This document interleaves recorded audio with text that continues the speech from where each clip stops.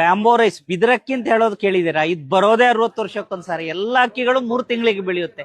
3 ತಿಂಗಳಿಗೆ ಬೆಳೆದಿರೋ ಅಕ್ಕಿಯನ್ನ ನೀವು ಊಟ ಮಾಡಿದಿರಿ.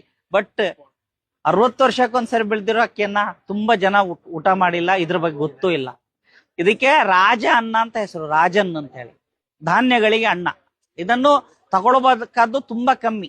ಮಿಕ್ಕಿದ ಅನ್ನ ಊಟ ಮಾಡಿದಂಗೆ ಊಟ ಮಾಡೋದಲ್ಲ ಇದು. ಇದರ ವಿಶೇಷತೆ ಹೇಳಿದ್ರೆ 3 ರಿಂದ 6 ಗ್ರಾಮ್ ಒಬ್ರು ತಗೋಬಹುದು. ಇಷ್ಟೇ, ತುಂಬಾ ಏನಿಲ್ಲ ತಗೋಬೇಕಾದ್ದು. 1, 2, 3 ಮೆಥಡ್ ಅಲ್ಲಿ ತಗೋಬಹುದು. ಒಂದು ರಾತ್ರಿ ನೀರಲ್ಲಿ ನೆನೆ ಹಾಕೊಂಡು ಹಂಗೆ ಹಸಿ ಅಕ್ಕಿನ ತಿಂದ್ರು ಆಗುತ್ತೆ. ಅದೇ ರೀತಿ ಇದನ್ನು ನೆನೆಸ್ಕೊಂಡು ಅಕ್ಕಿ ಜೊತೆ ಆಡ್ ಮಾಡ್ಕೋಬಹುದು. ಪೌಡರ್ ಮಾಡ್ಕೊಂಡು ರೊಟ್ಟಿ ಜೊತೆ ನೀರಲ್ಲಿ ಹೆಂಗ ಬೇಕಿದ್ರು ತಗೋಬಹುದು, ಹಾಲಲ್ಲಿ.